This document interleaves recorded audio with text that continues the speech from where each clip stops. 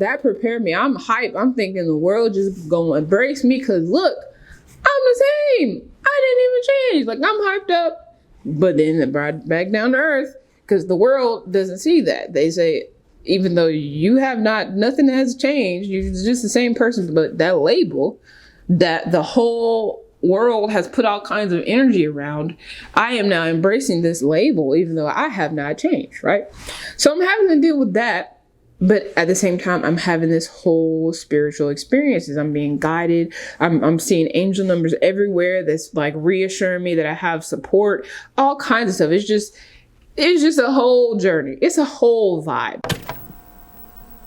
What's going on? I'm AnokhiTheOne, back with another video. And in this video, I am going to be talking about the 3 major events that accelerated my awakening process. Okay, because I'm going to be talking a lot more about this. I'm going to be talking more about angels, my angel encounters that I've experienced, and different spiritual experiences that I've had. It has been well, I'm talking about experiences. I'm not talking about theories, thoughts, possibilities. I'm talking about stories. I'm talking about experiences. Okay, and a lot of this started to happen more and more as I awakened from these 3 events. So the first major event that caused my awakening to accelerate was my dad passing.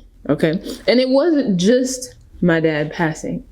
It was my dad passing. I was about 19 years old. He had been sick for a long time. So it was him passing, and then him speaking through me, okay, in a rap. Okay, I was writing a rap. It was a couple of days after he had died. And I was writing a rap because I was writing a lot at that time. I was making a lot of music. And I've told the story a few times, but some of y'all might be new. If you're new, like, subscribe, comment for more content like this. But I was writing a rap, and it was called The Conversation. Okay. And I'm rapping, I'm speaking in first person to, I think that's what it is. Just don't mind me. It's been a long time since I've been in school. We don't really use these terms in real life. But anyways, I'm speaking directly to my father, okay, in this rap. So I'm rapping, writing it, okay, The Conversation. And halfway in just talking about experiences growing up, because I never had a real conversation with my dad as, you know, like an adult. So, because I was a teenager when he died, and he had been sick since I was a preteen. So we weren't having like conversations, you know what I'm saying? So, I'm halfway through the rap, and halfway through, the conversation switches to where he's speaking to me, like says my name, and I'm writing, and I'm like, wait, okay, this is not me, right?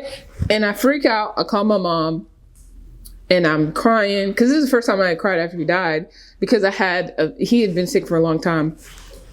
Just a lot, okay, and I had never experienced someone close to me dying like that, so it was just like, didn't know how to feel, you know? So I bust out crying. I'm freaking out. I tell mom what's going on. She's like, just keep rapping. Finish the song. And that just tells you how. My mom was pretty open-minded, but at the same time, she's religious. But at that time, it was just when people pass, it's like there's a lot of spiritual experiences that happen. A lot of people don't talk about it because of religion and all this other stuff. So I finished the rap. And it is very clear. It's a very clear message. Now this freaks me out, because from my understanding, I've been going to church since I was born, and never once did they ever mention that this was possible. You know what I'm saying? I'm just like, what is this? Like, how come y'all did not inform me that this was a thing, right? And so you can't undo that. You can't unsee it. You can't unexperience it. So I experienced that, and I was just like, what is life? Literally, what is life? I gotta figure this out, right? So that was just a huge awakening thing. And it started to make me question religion, because if you like, if people use the Bible, oh, that's sorcery and it's demonic and this is this and this is that, but this is my daddy. How you gonna tell me that me having a conversation with my father is demonic when I didn't ask him to jump in there, just butt into my conversation. You know what I'm saying? And so I don't understand how that would even be when that's my dad, you know? So it's just like weird. But at the same time, I felt like, you know, this was a natural thing. But what he actually said to me in the rap also was a part of the awakening, because he said that after, when he had gotten sick and was very verbally abusive and just off the chain, which is part of the reason why I didn't cry, because he was off the chain for like 5, 6, 7 years. And he said that he had been possessed. Confirmation. Okay. He said he had been possessed. All right. And that wasn't him. His soul had been taken. So I'm just like, whoa. That's another thing that I've been going to church since a little baby. Nobody really talks about that. Okay, what is that? What is that about? Right? What? Right? And so that's another thing. Okay. And I'm like, if this is a possibility, I feel like that's important. Maybe I should figure that out. Maybe I should know a little bit more about that. Right? And so what I did, okay, and my next event helped me to get past that part. What I did as a 19-year-old who had never heard of any of this type of stuff, and it's just now thwarted on me, I went down the rabbit hole of a lot of people are going down this rabbit hole right now, because there's an awakening for people who had been asleep the whole time, had never experienced things like this. This was about 13 years ago for me. What I did, I went down the rabbit hole of the Illuminati type, you know, this is early days of YouTube. Okay. This is early days. This is Illuminati YouTube. This is a YouTube where everything was just out there. You go down the hole and you might not come out for a couple of days. They got so much information on so much stuff. Right. And I'm studying like people selling their souls, people's souls getting taken, demonic possession, all that type of stuff. Freaking myself the hell out. Okay. It's real. It's very real. Okay. But that whole experience made me extremely judgmental. It made me scared as hell. Okay. I was scared, which is not of God. Right. And so that process, although I think I look back now, is a very real process, a very important process for my awakening. I was freaked the hell out. I was very judgmental. And a lot of people are there right now, right? They're they're scared to move because they're like, you know, they're seeing the darkness for the first time, which I think is important. And I have been in that mode because like, it's like so many people are now finally waking up to the fact that, you know, there are evil people. There are evil, like, people. A lot of the entertainment industry is pushed by evilness. It really is real. Okay. And so the thing that transitioned me from that was, because I was holy rolling. I'm going to tell you, I was a holy roller because I was scared. I was scared straight. And this is before I came out, and not even just out to the world, but even out to myself. Right? Because it's just weird. I'll talk about this whole experience on a different video because it's a lot to unpack, but it was just so weird because this goes into event number 2, coming out. Okay. Coming out. Okay. The first time I came out to myself was when I came out. It was like I came out to God first. Right. And because I had been super judgmental. Everybody had been pushed away. Had seen a demon in everybody. Everybody got demons. Everybody. And what I didn't realize, and it was just interesting because it just flipped on my head, because I was laying down and I stopped telling people this story because people are so strange. People are they want to put themselves on everything, whatever. They will just want to put their interpretation on my experience. So whatever, people are going to do that regardless. So I was laying down and I prayed for understanding. And this is one of the first time that I prayed for a character trait. You get what I'm saying? Like, a lot of times when people be super judgmental and super scary and all this other stuff, they are constantly, you know, pointing fingers at everybody else, looking for evil and everything and everybody. But they don't see what they do, right? They don't, if they're pointing out demons, the demon ain't never them. They ain't ever evil or you know, mean or disrespectful or, you know, doing the work of evil, right? And so that first time I prayed for understanding, and I prayed for, you know, compassion, that type of stuff. It was the first time ever. After I had to push everybody away, okay, with my holy rollered over everybody, okay? And so at that point, that same night, it was like this still voice. It's like, bitch, you're gay. Bitch, you're gay. It was crazy. And I had never, it's like, it was a secret even to me. Not even really a secret. People who have come out know what I'm talking about, especially if you've been in church the whole time, okay? And to themselves. It ain't even, people are like, why you feel like you got to come out? And look, if you were raised in the church, if you were raised in Western America, in America, the United States, before the past 5-6 years, you gonna have to come out, because it's just like, it's weird, because it's a thing like, people pretend like it just isn't a real thing, like it doesn't exist, like we're just a mythical creature, and the whole time our experience is just a myth until we figured out that it was a myth. Okay. It's just so much. Okay, so when that happened, I was like, well, bitch, you gay. Finally, right? And it's like it was interesting, the timing. It was just, it was like, I don't know. My whole life, I had crushes on girls.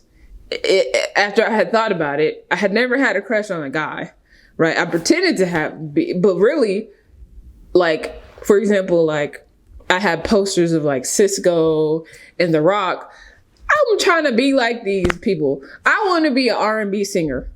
I want to be I used to be fighting my cousins. That's why I had the posters up there. You see what I'm saying? But I had actual real life crushes on girls my whole life, right? So first time, I'm just like, bitch, you gay. And I cried and cried and cried. I thought I was going to hell. I thought there was an elevator. After I got out of my bed, I thought there was an elevator that was going to take me down instantly. I was just like, oh my gosh, right? Because that's all I had been told. I was raised around gay people that I knew of. And if there were gay people, oh, they're sick. They have a gay spirit that's jumping out. And I was just scared. I was just like, what the hell? You know what I'm saying? So that experience, right? So I actually ended up having a conversation with a Christian counselor. And the timing is just like the timing. It was like I was guided the entire time. Because it wasn't like I was just in some relationship. I was just in a spiritual, on a spiritual path, on a spiritual journey. And I had already decided, okay, in my mind, well, in my relationship with God, I was like, God, I was like, Jesus, if this is not of you, I will be a nun. I ain't got to do nothing with nobody. This could be between me and you. We chilling. It's not even that deep. I'm not even talking to nobody. I don't have to talk to, like, it's not that deep. Okay. I'm chilling. Because I'm not trying to get on the elevator. It ain't worth it. Like, that was me. And so, but the interesting thing is, what happened was I was guided, for one. I think the next night I woke up at 3:33 at night, and I was scared. I was like, here it is, it's happening. And what made it more scary was because I had one of them old school clocks, a black clock with the red lights, and it just busted out saying, I woke up and it was 3:33. And I was like, Lord, I already told you it's not that deep. We're not even trying to do that. Like, look, you ain't got to take me nowhere. I'm chilling. You know what I'm saying? I could be delivered. I'm not trying to do nothing, right? So I'm thinking this is some kind of demonic numbers or something, because the only number sequence that I seen repeated in my whole life was 666, and I was like, and this is half of 66? Oh, I'm halfway there, Lord. No. So I was guided to look, and I can laugh about it now, but in the time I was freaked out completely. So I looked it up. I looked up 333, and I had never heard of this. I woke up at that time, it was 333. I was 19, 20. This was 11 years ago. Okay. 11 years ago? Yeah, it was about 10, 11 years ago. Jeez, I'm getting, oh Lord. So I look it up, and the only thing I see is angel numbers or ascended master numbers, right? Positive numbers, the Jesus code, and all this other positive things. And I'm just like, wow, right? And it's like a number of awakening. I'm like, awakening? Whoa, what is that? Right? And I'm looking up all this stuff, and I'm gaining this knowledge of angels. I had never really thought about angels. And I'm like, well, how come I haven't really thought about angels? And that really opened me up to having a relationship with angels. So I went from freaking out about demonic possessions and all this other stuff and evilness in the world. It's just like, oh my gosh, right? And then transition to angels, thinking about angels. Now, in this process of like, I'm having a whole spiritual experience, right? But at the same time, I'm also having a physical experience at this time. So coming out wasn't just like, for example, when I'm having the spiritual experience of learning about demons and devils and all this evil stuff, right? I'm pushing people away. I'm being super judgmental. That's my physical experience, right? Because I'm freaked out. I'm scared. Scared straight. Then I realized maybe I'm not so straight. A little curve, little corners. You know what I'm saying? A little lesbian. All right. So then I'm focusing more on angels and my support. And your guardian angels, and I'll talk about this a lot more. You have 2 to 3 guardian angels that, regardless, they're not even religious, for one. I need some water. For one, they're not religious, but just about every single type of spirituality, religion acknowledges the existence of angels, right? So I'm starting to embrace my angels, and I'm starting to focus more on support and the angelic realm, right? And acknowledging the fact that my guardian angels are far more powerful than any demonic spirit, any demonic entities. And although they do exist, evil entities, however low vibrational, however you want to call it, although they very much do exist, okay, so do angels, right? So do guardian angels, not just fallen angels over here, because they want to make it, anytime you say angels, they want you to put them in the category of fallen angels. No, before they were fallen angels, there's a whole squad of guardian angels, okay? Ascended masters, different things like that, okay? So now I'm focusing on this, but my physical experience, right, went from me being the judgmental one to people being judgmental of me, right? I did not have the experience that a lot of people have on YouTube nowadays, and they come out to their family and they're all crying, why didn't you tell me? I love you no matter what. Or the other one, I already knew. Why did it take you so much? Like, I did not have that experience at all. That's all I'm gonna say. I'm gonna say my experience was textbook from 90s and the Black family. Okay. Like the real stuff that if they were to have video that bad boy, they would have deleted it before they put it on YouTube. Like, that's kind of reaction. That's all I'm saying.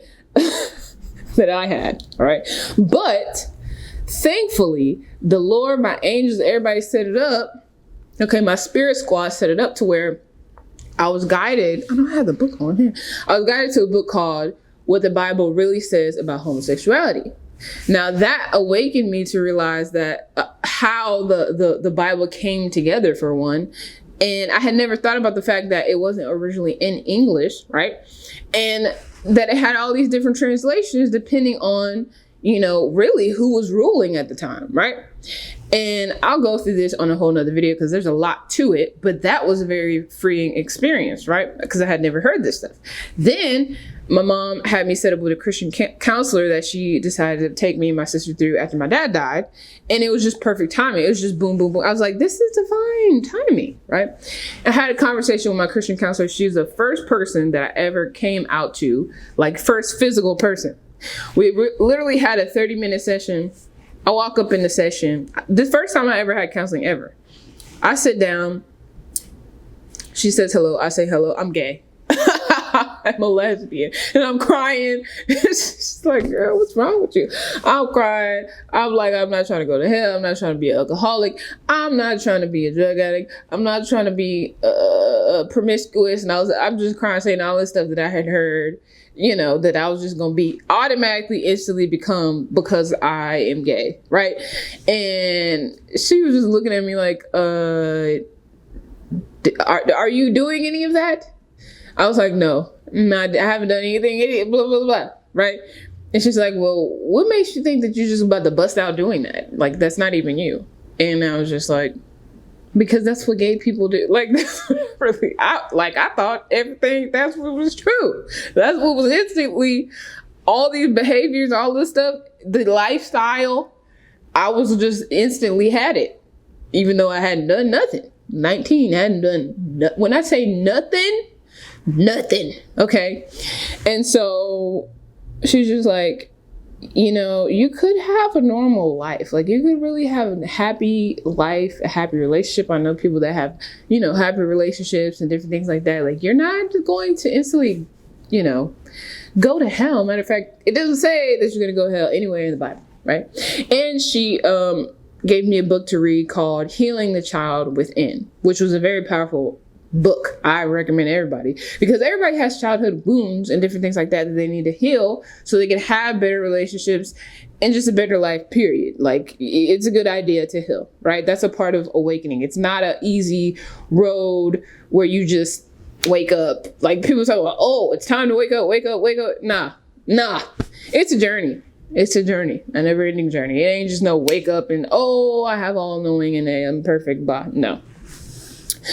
So I'm having this journey. So I'm being, so that prepared me. I'm hyped. I'm thinking the world just gonna embrace me because look, I'm the same. I didn't even change. Like, I'm hyped up. But then it brought back down to earth because the world doesn't see that. They say, even though you have nothing has changed, you're just the same person, but that label that the whole world has put all kinds of energy around, I am now embracing this label, even though I have not changed, right? So I'm having to deal with that. But at the same time, I'm having this whole spiritual experiences. I'm being guided. I'm seeing angel numbers everywhere that's like reassuring me that I have support, all kinds of stuff. It's just a whole journey. It's a whole vibe, literally a whole vibe. And, just really transforming, and my heart chakra started to open. Like, I had been very much a zombie. I really had. And I hadn't had any emotions, feelings for other people, for the homeless or nothing. Like, I just didn't care. But then I started to have compassion, understanding, like I prayed for. And then the third, I wouldn't say it's final because I've had a lot of events, but this is the third major event that took my whole ascension path, to the next eons. Okay. Twin flame journey. Getting on the path of the twin flame journey. For one, the process of manifesting my twin flame, which I may or may not have. I don't know when I'm going to talk about this again, but manifesting my twin flame, that whole experience, it's just a journey, being on that journey. Okay. And just like seeing past lives and different things, feeling the energy and like when we're together in certain places and just having dreams together. Like, and not just me saying this, but her saying it as well. And her being a her, right? Like having a twin flame and having the feeling that, like what India Ari said, maybe back then I was your husband, you were my wife. Like that type of situation where past life, I'm pretty sure we were both men, right? And then another life, like we was gay for a couple past lives, and we might have been a woman and a man in a different past life couple, but the last one, I'm pretty sure, I feel this in my soul, right? And for example, having dreams, and we're both having that dream, and we both wake up recognizing and knowing what was happening in the dream, or telepathy is a big thing. Like that was just like a given. Telepathy, reading each other's mind, like finish each other's sentences, not knowing each other for that long doing this. And then just the instant recognition. It's just been crazy. I had a particular, astral projection a couple different times. It's just like, it just woke me up to physical. It's like a spiritual experience that is physical at the same time. Like experience merging together, like literally physically merging, awake and feeling each other merge into each other. Like that was another thing that it woke me up to how physical the spiritual realm is, and how much we're not as separate as we think we are from other human beings. Like that really just woke me up to that. And unconditional love, and just drama, and all kind of people were like, yeah, I want to have a twin flame, I want to have a soulmate relationship. And The Notebook is a legitimate twin flame movie. And people act like they want to have all that, but they wrap that up into 2 hours, okay? Imagine years, okay? It's a process. So those are the 3 major experiences. And for one, also, I didn't even know what a twin flame was when we first met each other. It's just been so interesting how the path has gone. And like knowing that you've known this person for multiple eons, and just looking at this person and just being like, damn, like it's just crazy. But all the twin flames out there know what I'm talking about. And a lot more have come in this generation, because I feel like that energy is needed. Right? The twin flame energy, the people on the twin flame path are largely needed right now. And there is propaganda, whatever. They got haters. They got people who don't understand. They got people who have been in narcissistic relationships and think that they were twin flames, or whatever the case may be. But the person that you become through that journey is needed in the world, okay? People who have had a mirror, a spiritual mirror to look through, right? Like, for example, when I talked about how I went from, I was a super holy roller and all this other stuff, and then all of a sudden I came out, and now I'm being judged by all the holy rollers, even though I hadn't done anything. It's just a label that was placed on me. So that was like a mirror, right? So imagine a person who is mirroring you all the time and like showing you your flaws, but also your most beautiful parts and different things like that. So you can know what to improve on, and at the same time know, what your gifts are that you need to do more of, right? So it's a beautiful thing. And these are the 3 major events that has accelerated my awakening. So comment, like, subscribe. Let me know below some events, life-changing events that have accelerated your ascension. Maybe it's been passing of a loved one. Maybe it's been coming out, or, a near-death experience where you had angels save you. I have a few. Okay, I'm gonna be talking about a lot of these times where guardian angels have snatched me out of the situation, you know what I'm saying? So I'll be talking about a lot of that later. Like, subscribe, comment, like I said, and I'll see y'all on the next video.